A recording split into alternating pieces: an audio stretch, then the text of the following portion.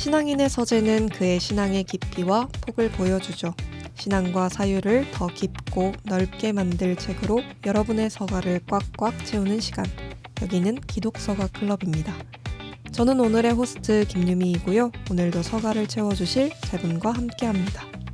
네, 청아람 박현철입니다. 네, RBP 오인표입니다. 네, IBP 박예찬입니다. 기독서가 클럽은 매번 우리 시대 그리스도인이 마주한 하나의 주제를 선정하고 관련한 책들을 소개하고 탐구하는 팟캐스트입니다. 4명의 독서가가 다양한 책을 소개하고 통찰과 질문을 나누며 하나님과 세상과 나를 다시 한번 성찰하게 도와드립니다. 오늘의 주제는 과연 만화책에서 하나님을 만날 수 있을까?입니다. 질문을 안고 오늘 10번째 서가의 문을 엽니다. 드디어 10화입니다.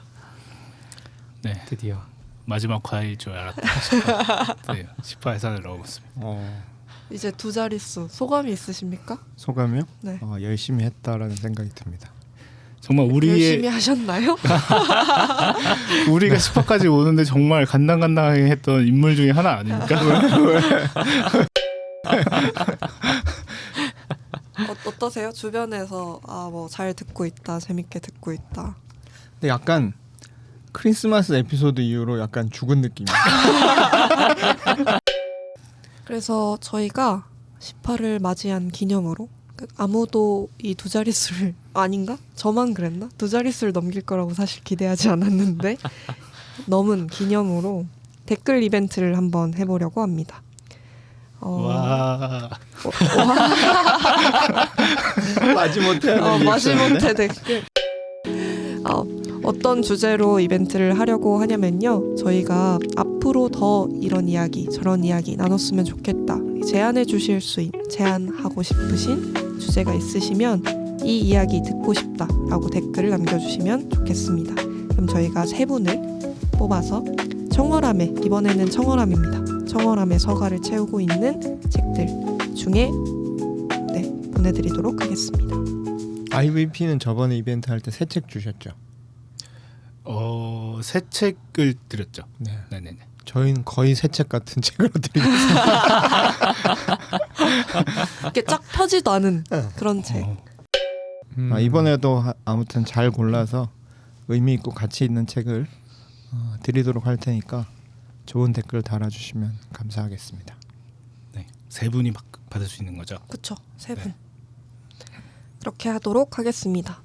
여러분들 요즘 어떻게 지내고 계신가요? 저희가 미리 녹음한 본들이 좀 있어가지고 굉장히 오랜만에 보는 느낌입니다. 예찬 간사님 네. 어떻게 연말연시 보내셨나요?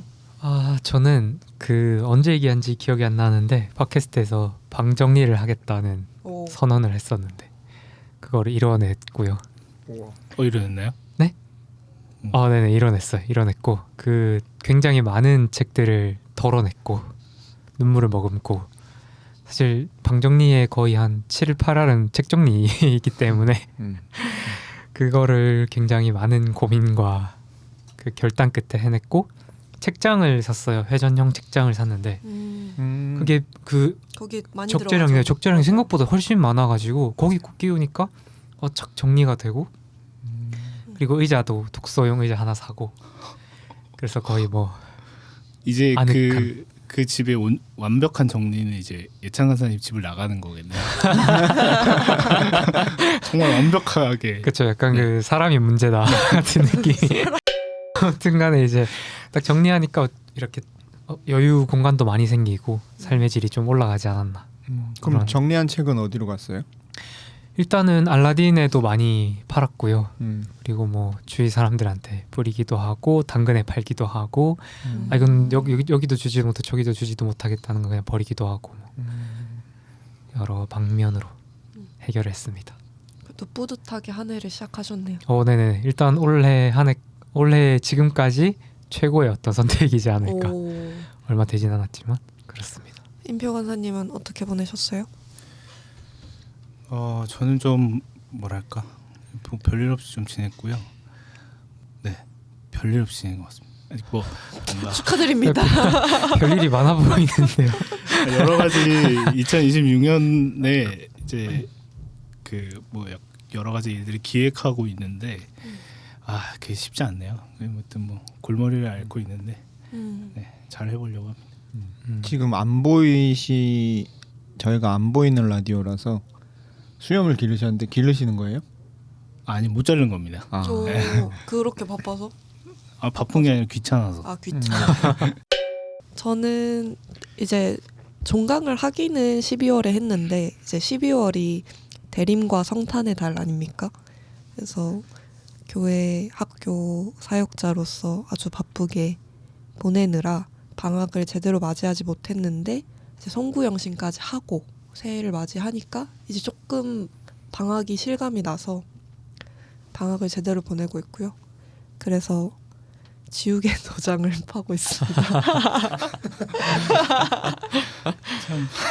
이번에 이벤트 네. 당첨되시는 분들한테 보내는 책에다가 오, 유미간상이 판 괜찮네요. 스탬프를 찍어드리겠습니다. 알라딘에도 못 팔게. 그쵸. 이야. 아무데도 못 팔게.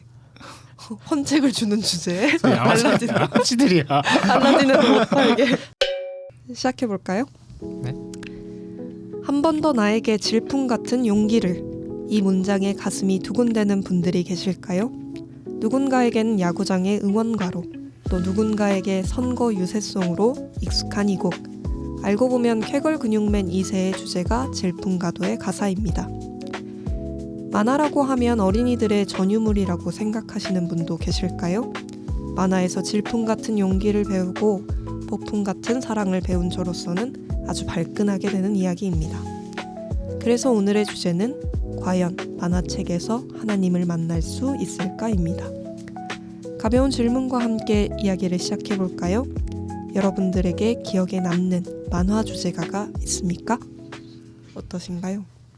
저는 뭐 많기는 하죠.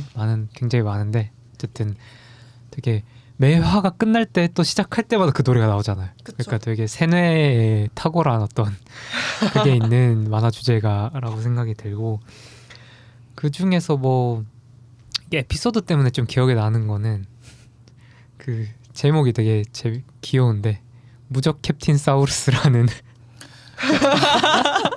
그 만화 제목이 있어요. 그 이제 공룡 로봇을 타고 이제 적과 싸우는 학생들이 이런 얘기인데, 그러니까 기본 이 얘기를 하는 거는 그 가사 중에 그런 게 있거든요. 우리 손모와 뭐 함께 지구를 지키자 뭐 이런 게 있어요. 근데 어릴 때는 이제 그 뭐 글자도 잘 못 보고 그냥 들리는 대로 막 부르잖아요. 그래서 저는 우리 숙모와 힘을 합쳐 지구를 지키자로 들어서 숙모? 네. 그러니까 외숙모 외숙모할 때 숙모로 들어서 그래서 숙모란? 네, 그걸 항상 따라 부르면서 항상 계속 의심을 하고 한켠에 왜 도대체 숙모와 지키는가 지구를 라는 고민을 한 반년 정도 했었거든요. 그 귀엽다. 따라 부르면 그렇죠. 근데 그 당시 때는 다 그런 게 있잖아. 뭔가 이렇게 내가 들리는 대로 일단 믿게 그쵸, 되고 그쵸. 본대로 믿는 그게 너무 강력하게 작용하다 보니까 한켠에 계속 이상하다 생각하면서도 계속 숙모와 지구를 지키겠다고 해서 노래를 부르고 다녔는데 나중에 이제 손모아라는 걸 알게 됐죠. 그때 좀 서운했나요? 아니요, 좀 그 돌이 깨지는 것 같은 기분을 느꼈어요. 그렇지. 실제로 숙모가 있으세요? 아니 없긴 한데 너무 숙모로 들렸기 때문에 의심할 여지가 없었죠. 저는 예찬 간사님이랑 그 비슷한 또래니까 당연히 뭔가 투니버스 만화 애니의 주제가들이 나올 줄 알았어요. 네, 그런 것도 정말 많긴 하죠. 정말 많은데 그래도 뭔가 좀 더 개인 경험과 직결된 걸 생각하면 네네. 그때가 투니버스의 약간 전성기 같은 때여가지고 그 한창 현역에 있는 가수들이 만화 주제가를 막 불렀었거든요. 그쵸, 코요테나 그쵸. 뭐 버즈나 뭐 등등. 맞아요. 원래 만화 주제가는 유명 가수들이 많이 불러요. 김국환. 김국환. 김국환? 김국환이 불러야지. 다 불렀잖아요. 김국환. 몰라요. 김국환이 누구 진짜. 타타타. 김국환 몰라요? 모르겠어요. 찾아봐야겠네요. 들으면 바로 아실 거예요. 목소리를 뭐 들으면. 이번 회차도 약간 망스메리. 아니 그냥 세대 차이를 기억하는 거죠 뭐. 저는 어릴 때 그 코난 주제가 이런 거. 무슨 무슨 코난이죠? 코난이죠? 무슨 코난? 미래소년 코난. 요즘 코난은 딴 코난이죠. 그냥 탐정.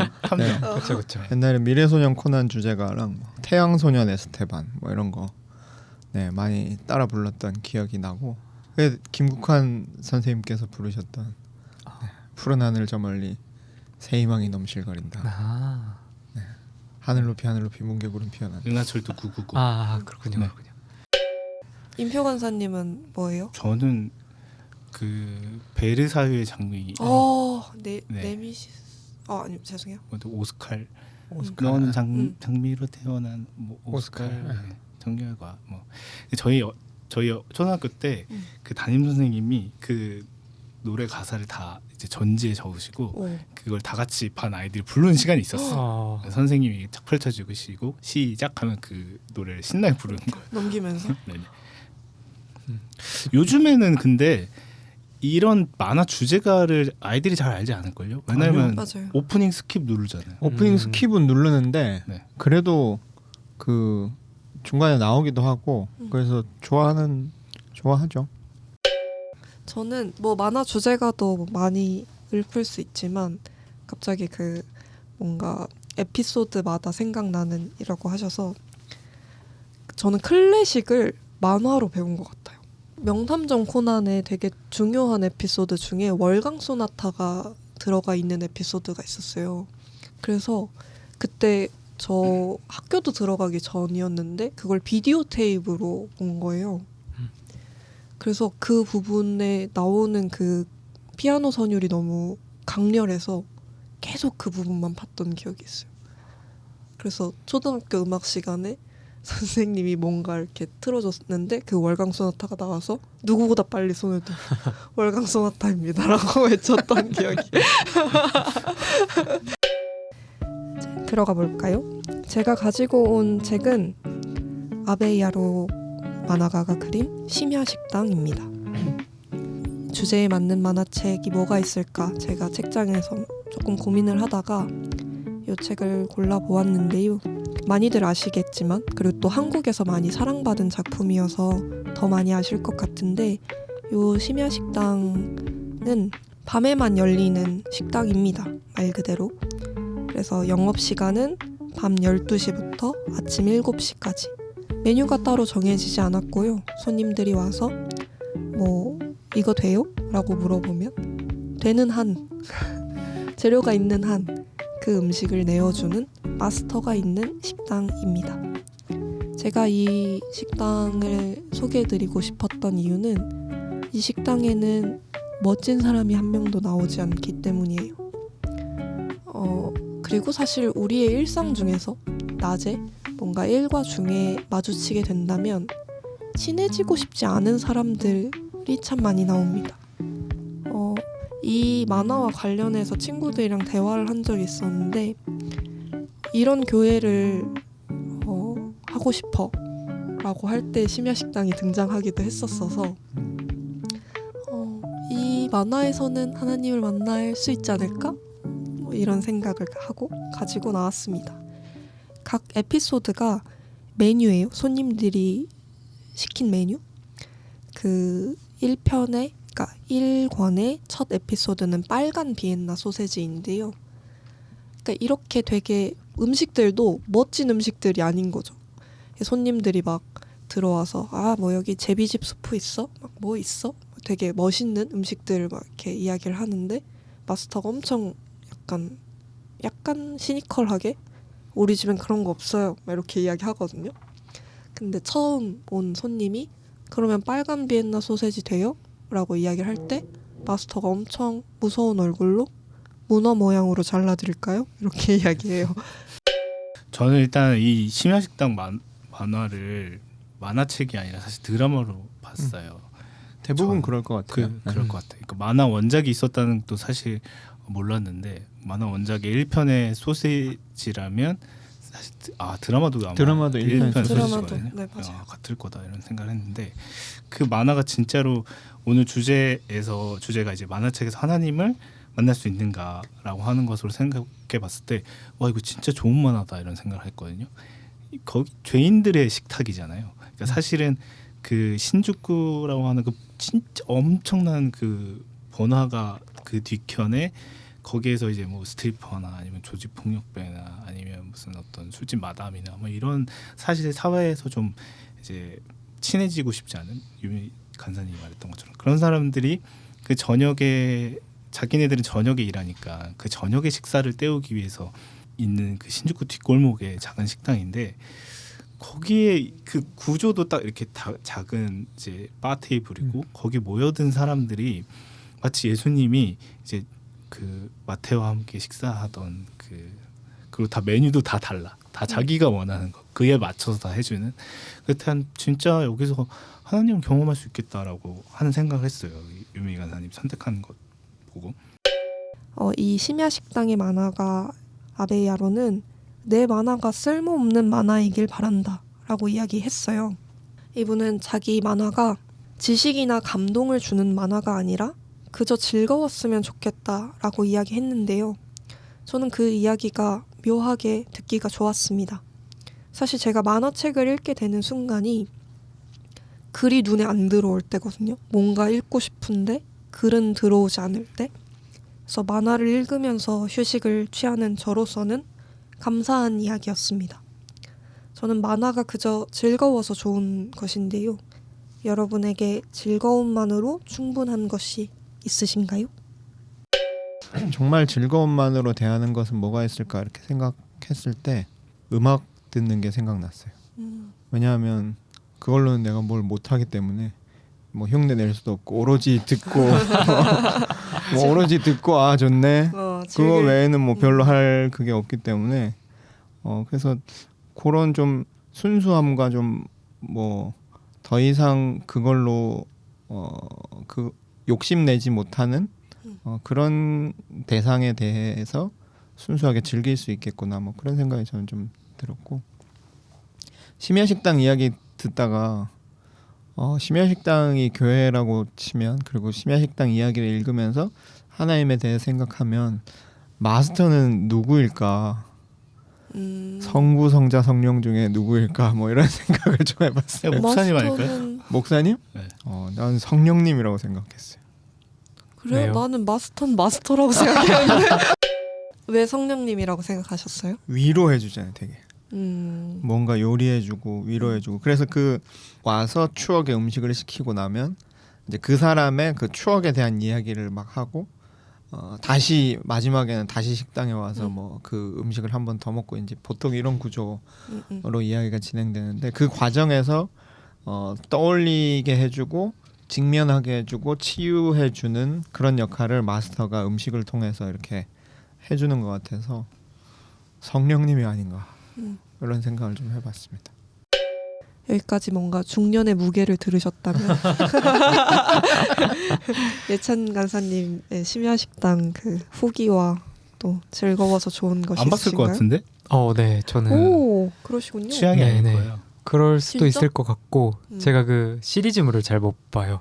그러니까 단타로 끝내는 것만 주로 보고 드라마도 관심이 없진 않았는데 이제 그 방대한 회차 앞에 이제 포기를 선언하고 근데 얘기 들으니까 저는 오히려 만화책으로 보면 더 잘 볼 수도 있겠다 뭐 그런 생각이. 영화도 있습니다. 놀랍게. 그리고 좋은 소식이네요. 지금 말씀하신 드라마는 아마도 일본 드라마를 말씀하신 것 같은데 한국 드라마도 있죠. 한국 한국 리메이크판도 있죠. 정말요? 한국 드라마도 있어요. 한국 드라마는 폭삭 망했습니다. 네, 아주 폭삭 망했습니다. 아주 폭삭 망했군요. 네. 그 한국 드라마는 배경이 뭐예요 그러면? 똑같아요. 똑같아요. 네. 약간 베꼈어요. 네. 일부러 낀 거라기보다는 그냥 원작 네, 그대로를 원작을 충실한 그대로. 거죠. 네. 그렇죠. 정말 많이 네, 한국 없는 게 없네요. 한국 드라마의 OST를 제가 되게 좋아해요. 강산의 씨가 불렀거든요. 일본 드라마 OST도 좋은데 네, 일본 저는 드라마 일본 드라마 OST. OST를 더 그것도 좋아해요. 되게 좋은데 한국 드라마의 OST를 강산의 씨가 불렀는데 그것도 좋습니다. 네, 좋은 정보 감사합니다. TMI였어. 이야기하고 보니 TMI네. 산책이 좀 떠오르긴 했어요. 산책하는 거. 음. 그러니까 뭐 책이나 뭐 영화 보는 거, 문화 예술 향유하는 거 이런 거 다 좋고 즐겁기는 한데 항상 뭔가 더 조급한 다급한 마음이라고 해야 되나? 또는 뭔가 배워야겠다는 하여튼 그 현철 간사님 말씀하신 것처럼 여러 어떤 목적과 욕망들이 끼어들게 되더라고요.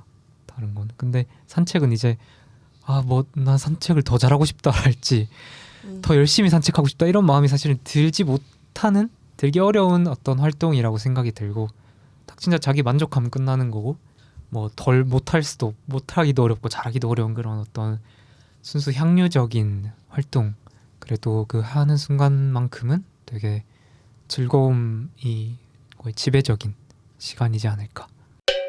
뭐 자연스럽게 다음 만화를 소개해 주셔도 좋을 것 같습니다. 네, 제가 이어서 하겠습니다. 왜냐하면 즐거움과 유희에 대한 이야기를 해서 저는 그에 정반대되는 학습 만화를 들고 왔거든요. 오늘 제가 소개할 만화는 신의 나라 인간의 나라라는 만화인데 3권으로 된 시리즈 편이에요. 세계의 종교, 신화의 세계, 철학의 세계 이렇게 돼 있는데 이원복 작가의 만화입니다. 이원복 작가는 먼 나라 이웃 나라 시리즈로 아마 이미 많이 알고 계실 텐데 이제 한국의 학습 만화의 시작이라고는 할 수 없겠지만 가장 큰 히트를 치고 명성을 얻은 학습 만화 시리즈죠. 먼 나라 이웃 나라가 제가 알기로 한 24권 이렇게 나온 걸로 알고 있고 그 시리즈의 히트를 기반으로 해서 종교와 철학의 세계에 대해서 다뤄보겠다 해서 따로 기획해서 만든 게 신의 나라 인간의 나라 라임을 맞춰서 같이 나왔는데 그 중에 저는 이제 오늘은 세계의 종교 편을 갖고 왔어요. 세계의 종교 편은 차례를 보면 이 책은 일반 종교학 입문서에 나오는 세계 종교 입문 그 파트를 만화로 그려놓은 겁니다. 그래서 종교란 무엇인가, 그다음에 고대의 종교, 그리스 로마 종교를 중심으로 고대의 종교를 다루고 유대교, 기독교, 이슬람교, 힌두교, 불교 이렇게 각 종교의 가르침을 이렇게 써놨는데요. 좀 오래된 책이고 사실 이것보다 더 재밌고 유익하고 좋은 내용을 담은 책들, 교양서들은 그리고 뭐 제가 잘 모르긴 하지만 좋은 내용을 담은 학습 만화도 더 있을지 모르겠지만 이게 이제 학습 만화의 효시이고 가장 그런 하나의 장르를 개척했다는 면에서 그 이원복 선생님 특유의 스토리는 없지만 사파와 함께 그 구구절절 설명하는 그 그림보다 사실 글자가 더 많은 것 같은 그 만화책 그 매력이 또 있다고 생각해서 뭐 좋은 내용이나 현대 그 가장 최신의 논의를 접하는 책들도 있겠지만 요 책으로 한번 호기심을 좀 더 북돋아 보고 또 어른과 어린이가 같이 한번 세계의 종교에 대해서 한번 생각해 보는 것도 좋지 않나 해서 이 책을 추천드리고요. 사실 뭐 내용에 대해서나 뭐 제목이 되게 직관적이고 뭐 워낙에 또 유명한 그런 그거라서 뭐 내용에 대해서 자세히 소개하기보다는 제가 준비한 질문을 같이 좀 얘기해 보면 좋겠는데 이런 학습 만화를 보면서 만화의 효용에 대해서 좀 생각해 보게 되는 것 같아요. 그래서 앞에 뭐 즐거움에 대한 이야기도 했지만 그래도 만화를 보면서 새로운 정보와 지식을 편하게 습득할 수 있다면 그리고 아이들에게 호기심을 더 북돋을 수 있다면 이게 좋은 것 아닌가 하는 생각이 들기도 하고 근데 또 부모님들 입장에서는 아이들이 만화책만 봐서는 안 된다. 그러니까 저도 그 얘기를 계속 제가 궁금해하기도 하고 그 얘기를 듣기도 하거든요.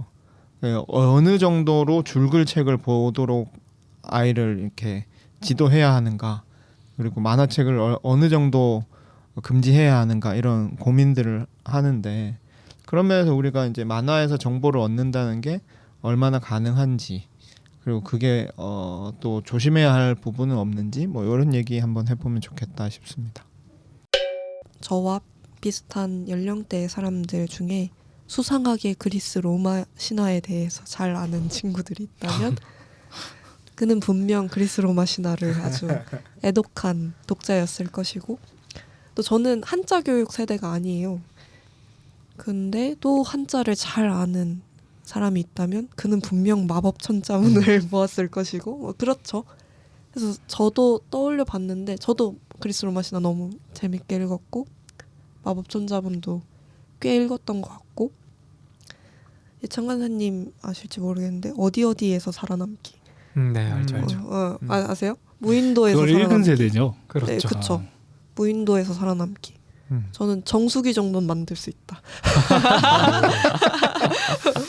아주 제가 많은 정보를 얻었죠. 제가 그 독립문에 있는 이진학 기념도서관에서 사회복무요원을 했습니다.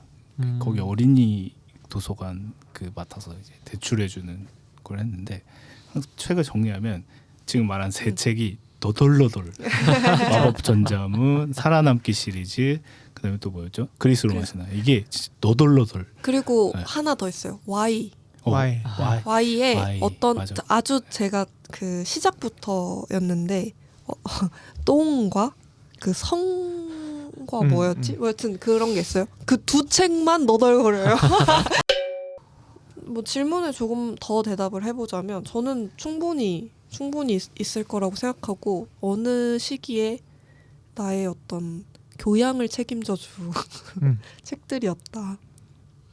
어른이 돼서는 사실 학습 만화를 펴볼 일이 별로 없지만 근데 저는 이상하게 약간 만평이 그런 역할을 하나? 이런 생각을 했어요. 시사 만평. 근데 저는 아이랑 같이 도서관 가서 그 만화 학습 만화 같은 거 보고 하면서 하나 느낀 게 어떤 주제에 대해서는 학습 만화만 다루는 것들이 있어요.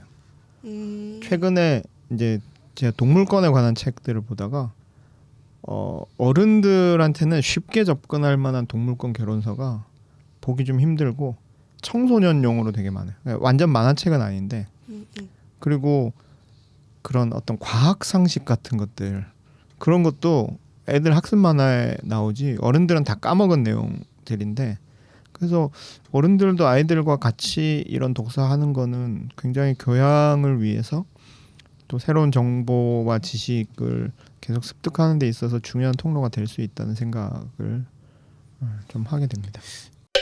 저희 아이들도 항상 이제 저도 부모니까 이제 갈림길에 쓰거든요. 이 만화를 어디까지 보게 할 것인가 이런 생각하는데 최근에 저는 어떤 결단을 했어요. 그러니까 다른 건 다 봐도 다른 만화는 다 봐도 되는데 성경 만화는 보면 안 된다. 이게 그 결단을 해서 성경 만화책은 다 버렸습니다. 왜냐하면 오히려 뭐 이렇게 철로역전 만화책이 있었다면 보여줬을 거예요.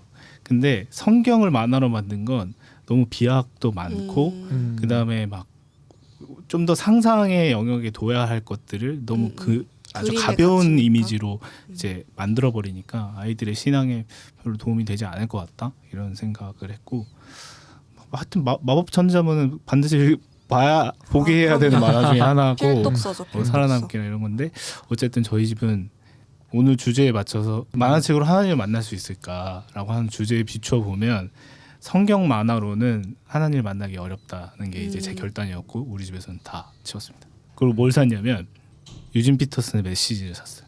그래서 아이들이 그걸 읽어요. 네.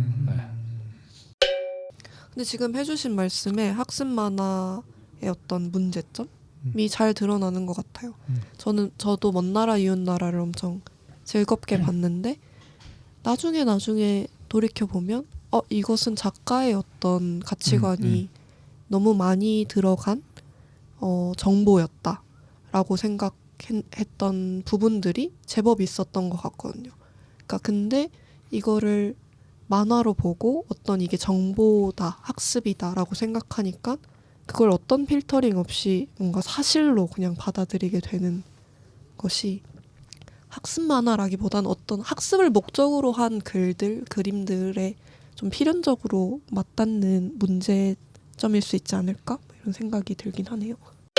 저도 임표 강사님 말씀 들으니까 저번에 신할 때도 얘기했는데 떠오르는 게 그 학습 만화의 장면들이 굉장히 빨리 떠오르는 것 같아요. 예수님 했을 때 그 학습 만화에서 봤던 금발의 예수님이 먼저 떠오른다든지 뭐 하나님 했을 때도 그 할아버지 하나님이 그 만화에서 봤던 그게 떠오른다든지 이게 되게 굳게 자리 잡게 되는 게 나오는 것 같고 그래서 저는 뭐 자녀가 없고 그렇기는 하지만 그 고민이 들 것 같기는 하네요. 어떤 이 세계를 어떻게 넓혀 나갈 것인지 학습만화 뭐 안 돼 뭐 절대 뭐 이렇게 이것도 안 돼 저것도 안 돼라기보다는 이것도 있고 저것도 있고 하되 어떻게 계속해서 이렇게 확장하면서 그 아이의 독서 지형이라고 해야 되나 생각의 어떤 세계를 넓혀 갈 것인가.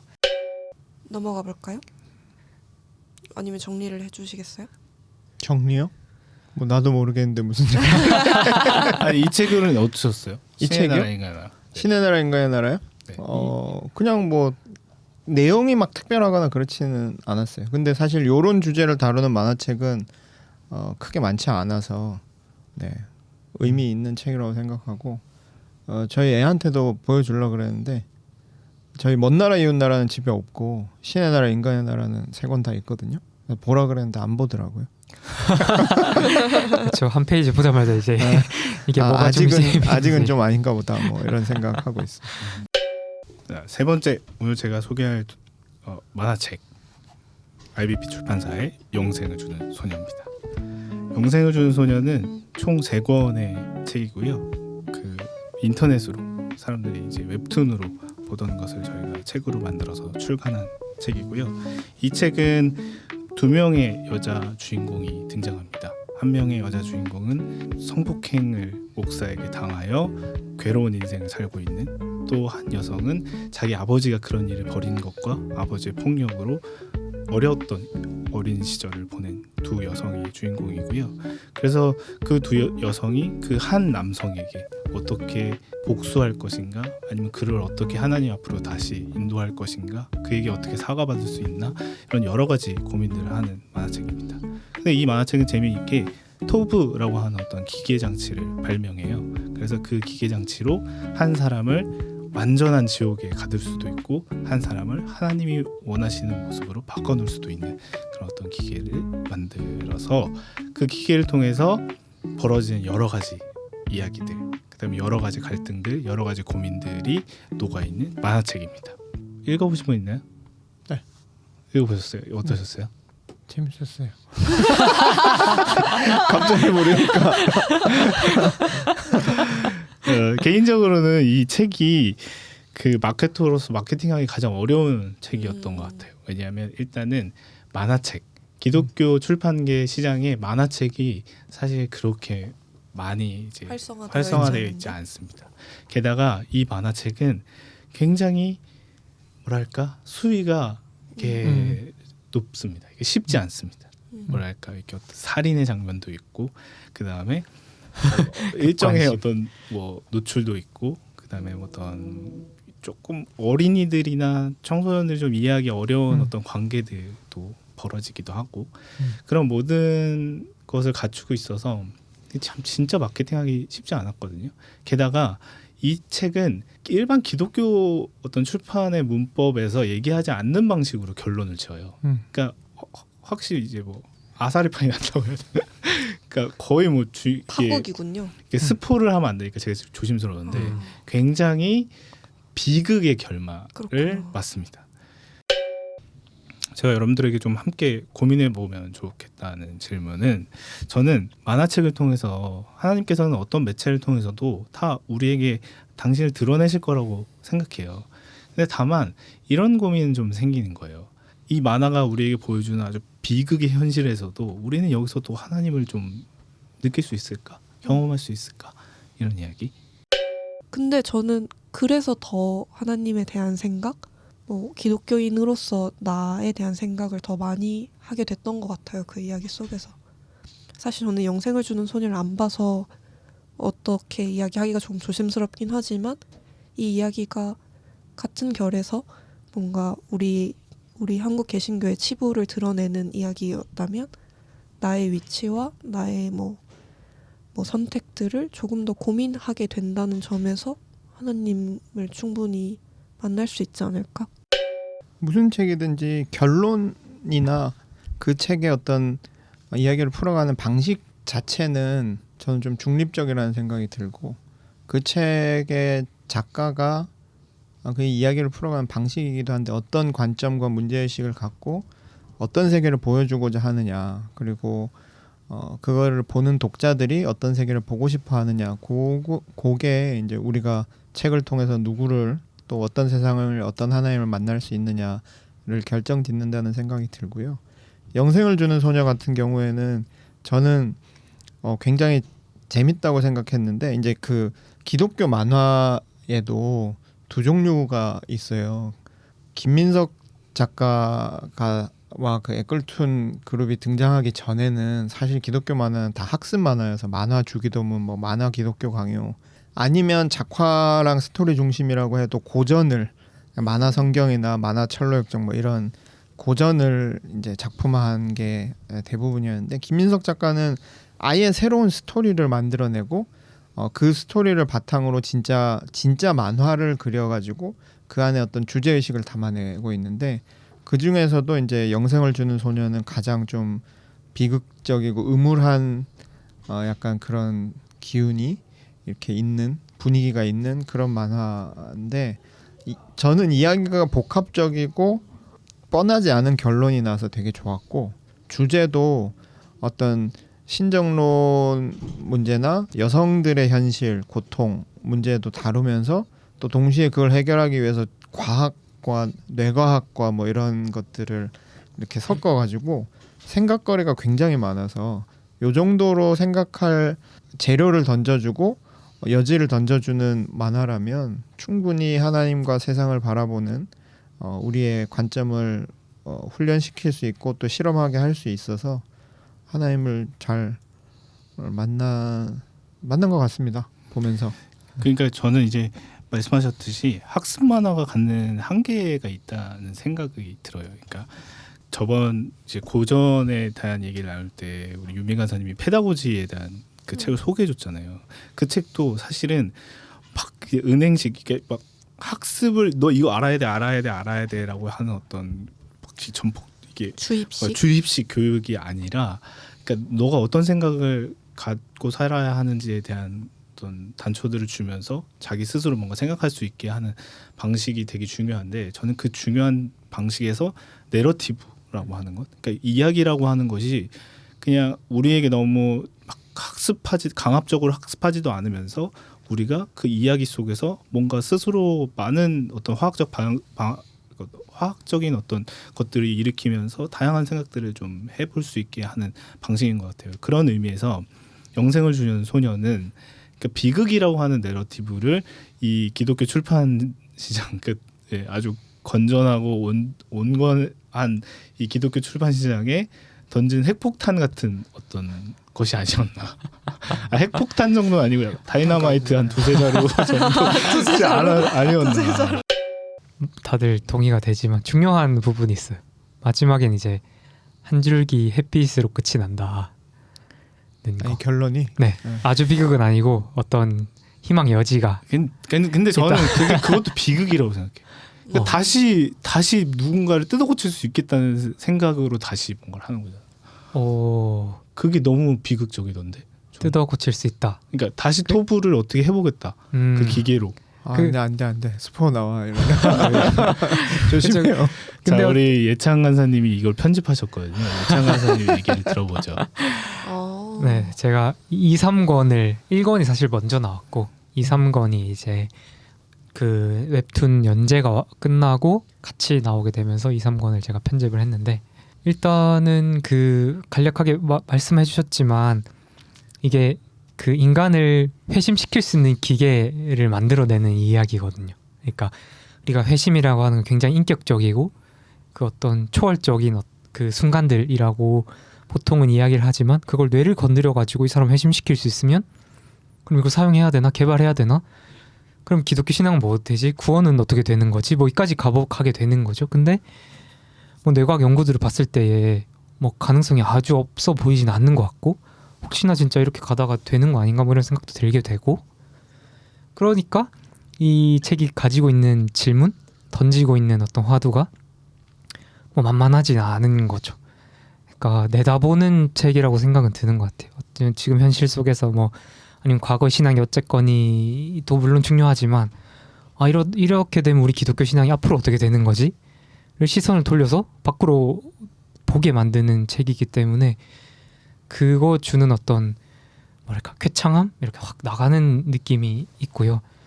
그러다 보니까 거기서 나오는 어떤 여러 뭐 진동들 이 책에 담기게 되는 것 같아요. 필연적으로 그렇게 볼 수 있을 것 같고 결말에 대해서는 뭐 스포니까 더 얘기는 못하겠지만 아무튼 해석 여지가 굉장히 많기는 하다. 그 어떤 결국에는 해결이 못 되는 상황 속에서 우리가 그 다음 스텝을 어떻게 밟아 나갈 것인가를 고민해 보게 하는 지점이 또 책에 담겨 있기도 하다. 그 엔도 슈사쿠의 침묵 결말이랑 또 어찌 보면 비슷한 면도 있다 싶기는 해요. 딱 마지막 이것도 스포 결국에는 결말 이게 아무튼 아시는 분에 한해서만 말씀드리면 뭐 그 마지막에 되면 너무 이제 비극적인 것 같지만 그럼에도 이 목회자 정체성 남아 있는 어떤 그리스도인으로서의 그 고민들로 결말이 나는 것처럼 뭐 비슷할 수 있지 않을까 뭐 그 정도 생각이 듭니다. 비극이 남긴 어떤 그 현상을 우리가 이야기를 통해서 들으면서 이 만화책을 통해서 보면서 우리가 여러 생각을 할 수 있게 되는 것 같아요. 그러면 그 기독교의 이런 비극의 이야기가 없었냐, 성경에 이런 이야기가 없냐라고 따져보면 사실 뭐 욥기도 자세히 들여다보면 온 가족을 다시 잃은 거고 뭐 나중에 희망이 빗줄겨 있는 것 같아 보이지만 사실은 내 자식 하나가 죽어서 새로 자식을 낳는다 한들 그 자식이 잊혀지는 건 아니잖아요. 그러니까 그런 비극들을 우리가 신앙에서 마주하면서 이런 이야기들을 마주하면서 하나님을 경험할 수 있는 방식은 되게 신앙의 차원이 조금 더 골도를 해야 좀 얻게 될 수 있는 것 같아요. 네. 근데 3화의 표지가 너무 무서운 거 아닌가요? 그게 이제 마케팅이 제가 서두에 이제 마케팅이 진짜 어려운 책이었다고 했잖아요. 그러니까 기독교 출판계에 저렇게 등짝을 이제 라디오니까 이제 못 보실 테니까 이제 3권을 찾아보시면 아니, 등짝이 등짝이 문제예요? 칼이 나는 문제가 칼에 아니고? 대한 이야기를 한 되어 건데. 있고 파가 갈렸어요. 이제 칼이 문제다 네. 파랑 등이 문제다 파가 있었는데 사실 여러분 이게 IUP 내부 편집부의 얘기를 들려드리면 사실 마케터는 등짝을 문제 삼았어요. 아, 그렇구나. 근데 편집자들 모두는 칼을 문제 삼았거든요. 칼이 너무 무서운데? 근데 이제 결국에는 등짝과 칼 다 낸 거죠. 아, 그렇구나. 그러니까 마케터로서는 되게 공포스러운 일이었어요. 이 책이 나간다는 게. 이게 3권이라서 조금 그러니까 좀 편하게 나갈 수 있었던 것 같아요. 이 단권으로 나왔다면 막았을 텐데 1권, 2권에 그렇죠. 이해가 있고 그다음에 3권을 아하, 보면 아하. 이제 그래도 그럴 수 저는 있겠네요. 네. 아직도 저 괜히 굳이 저렇게 뒤로 서 있어야 됐나. 정면을 보고 서 있어도 되는데. 근데 이제 이게 그것으로 막 매몰돼서 몰려가진 않았고요. 그 이슈로 이제 저희가 이제 과학과 이제 신앙이라고 하는 이슈로 그 이제 좀 건강한 고민들을 좀 할 수 있는 장을 열어서 되게 재미있게 했던 책입니다. 영생을 주는 소녀는 여러분들에게 꼭 추천해드리고 싶은 만화고요. 기독교 출판계에서도 뭐 이런 이야기도 다룰 수 있다. 여러분들에게 단순히 아주 건강한 학습의 어떤 방식으로 가는 것이 아니라 어떤 아주 비극의 이야기를 던져서 우리 신앙에 고민을 하게 하는 이 영생을 주는 소녀를 여러분들에게 추천합니다. 네, 다음은 예찬 간사님입니다. 저는 더 복서라는 만화책을 가져왔습니다. 뭐 줄거리를 간단하게 이야기를 해보도록 하겠습니다. 뭐 제목에서 떡하니 나와 있듯이 복싱하는 얘기입니다. 일단은 그 세계적인 복싱 코치가 어떤 한 소년을 발견하게 되는데 한 소년이 이제 그 소위 일진들에게 맞고 있는 장면을 보게 되는데 이 맞고 있는 아이가 너무 이게 맞는 게 지겨운 듯이 맞고 있는 거죠. 그러니까 너무 막 보통 맞으면 되게 눈을 찌푸린다든지 움츠러든다든지 이래야 되는데 이 맞는 아이가 그냥 주먹을 보면서 그냥 너무 시시하다든지 맞고 있어서 너무 쟤 이상하다. 그 촉이 오는 거죠. 아, 쟤는 동체 시력부터 일단 남다르다 이런 걸 보면서 얘를 데리고 오게 되는데 근데 이 소년이 이름이 유예요. 유라는 소년인데 이 소년은 뭐 가정 배경도 굉장히 어둡고 한 번도 태어나서 사랑이라는 걸 받아본 적 없는 친구고 그래서 삶의 의미가 뭔지도 모르고 재미, 뭐 욕망, 뭐 의욕 이런 게 전혀 없는 친구예요. 눈동자가 아예 비어있는 친구인데 그래서 어떤 빈 구멍 같은 존재인 거죠. 약간 텅 빈 존재 같은. 근데 이 재능은 진짜 역사상 한번 나올까 말까한 재능이거든요. 그래서 어느 정도냐면 그냥 막 몇 주 이런 거 배운 걸로 막 챔피언들이 그냥 주먹 한 방에 쓰러지고 이래요. 너무 압도적이어가지고 어떤 상대는 그 그 경기 도중에 막 도망가거든요. 경기장에서 나 도저히 이 사람 못 싸우겠다면서 도망칠 정도로 괴물 같은 사람인 거죠. 근데 그래서 이제 세계의 정상급들을 한 명씩 이제 격파해 나가는 게 메인 스토리예요. 근데 1대1 스포츠 만화의 되게 장점이자 재밌는 점은 이제 그 상대가 누군가가 되게 중요하잖아요. 어떤 어떤 성격이고 어떤 걸 지향하는 상대인가에 따라서 이 메시지가 막 달라지게 되는데, 그래서 이 유가 상대하는 그 캐릭터들을 보면 어떤 상대는 이제 재능이 진짜 하나도 없는 상대, 오로지 100% 노력만으로 이제 그 챔피언이 된 상대가 있고, 또는 그 복싱 자체를 되게 예술로 보는 캐릭터가 있어요. 되게 아름다움이라서 이거는 막 승패 이런 거보다는 여기서 아름다움을 구현하는 게 최고다, 뭐 이런 그 미에 미친 캐릭터가 있고, 또는 뭐 주인공과 완전 상반되는 캐릭터, 도덕적으로든지 사람으로서 굉장히 건실하고 인정받는 인격적으로 되게 훌륭한 어떤 상대가 나오기도 하고.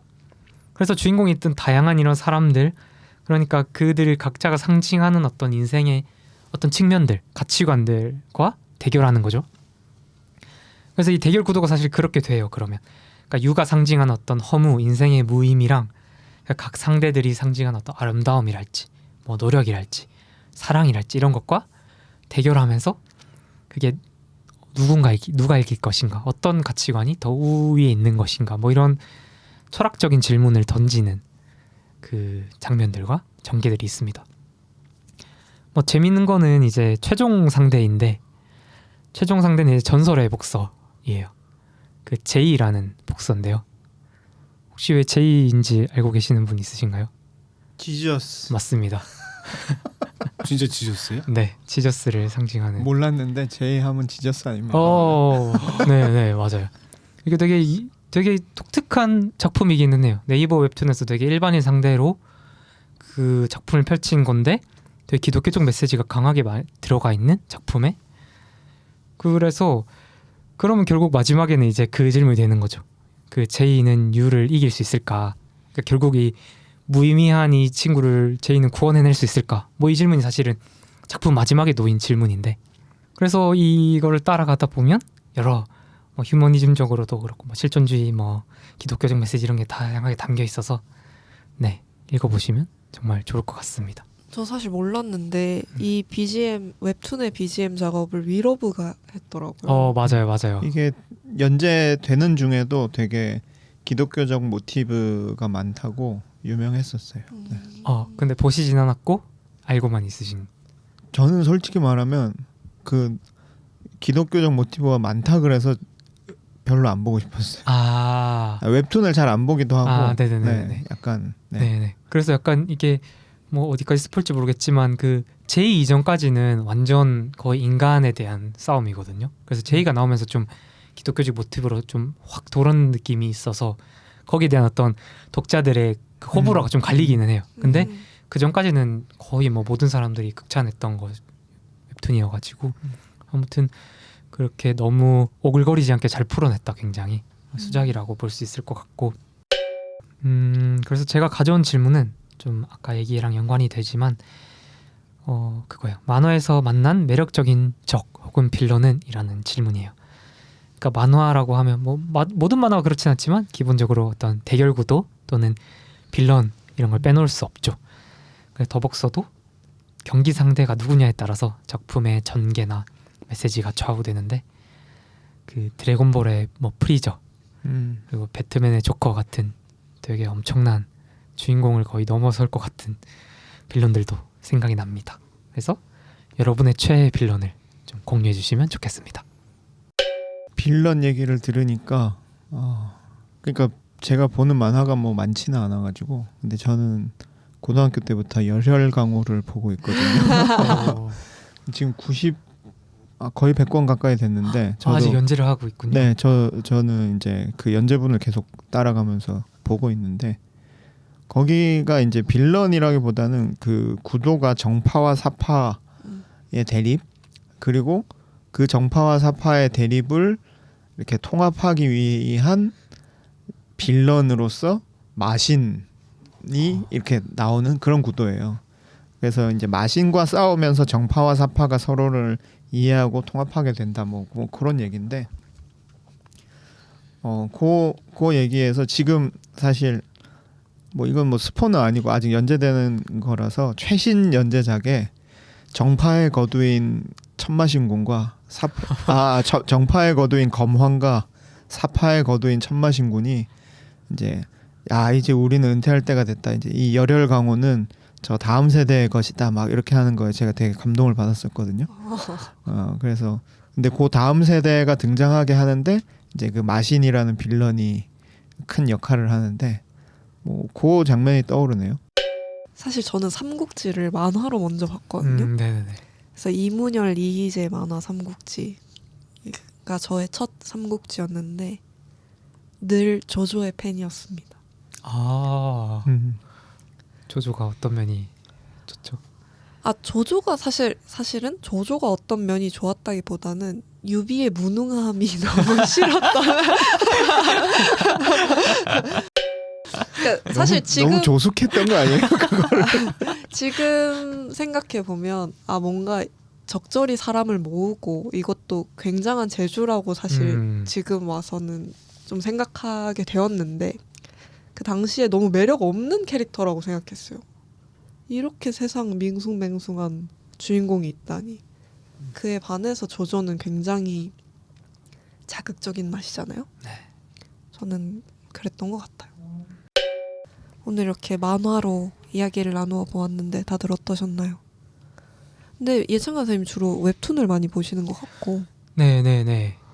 그런 것 같아요. 문화를 이제 저희 친구들이랑 웹툰을 많이 이렇게 PC로 시작하다가 스마트폰 깔리면서 스마트폰 웹툰으로 넘어왔고, 근데 뭐 애니랑 일본 만화도 꽤 보지만 오늘 떠오르는 거는 웹툰이 좀 많이 떠올랐네요. 저는 애니메이션을 많이 보고 만화방에 가는 걸 좋아해서 그런 걸 많이 즐기는 것 같고, 사실 만화를 즐길 수 있는 경로가 새삼 다양하구나 이런 생각도 했어요. 중간중간에 뭐 드라마화된 작품, 영화화된 작품 요즘엔 너무 많으니까 생각보다 만화를 즐길 수 있는 경로들이 정말 다양하구나 이런 생각도 들었습니다.